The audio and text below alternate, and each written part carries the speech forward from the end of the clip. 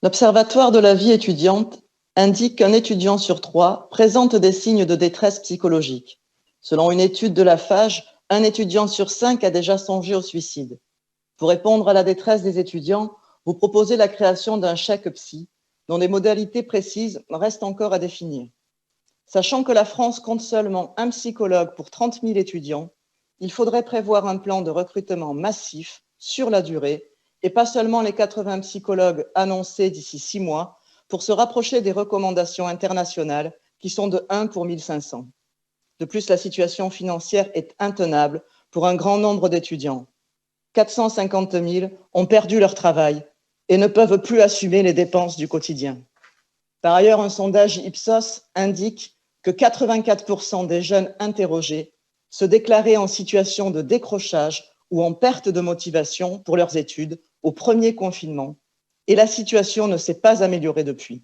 65% craignent que la valeur de leur diplôme soit revue à la baisse. Enfin, suivre des cours qui s'enchaînent en distanciel est éprouvant sur la durée. Les étudiants ont besoin de retrouver des interactions humaines hors écran. Dans le monde universitaire, de nombreuses voix s'accordent sur la nécessité sociale et sanitaire d'un retour des étudiants en présentiel. Madame la ministre, envisagez-vous un retour rapide en présentiel avec une jauge à 50% des étudiants dans le cadre d'un protocole sanitaire strict et le déblocage des moyens financiers nécessaires, comme le demande notamment l'UNEF? Par ailleurs, M. Guérini a évoqué la possibilité d'octroyer un prêt de 10 000 € pour les jeunes de 18 à 25 ans, idée qui semble séduire également le ministre de l'Économie. Une autre voie est pourtant possible, à savoir la mise en place d'une allocation d'autonomie. Qu'en pensez-vous? Je vous remercie.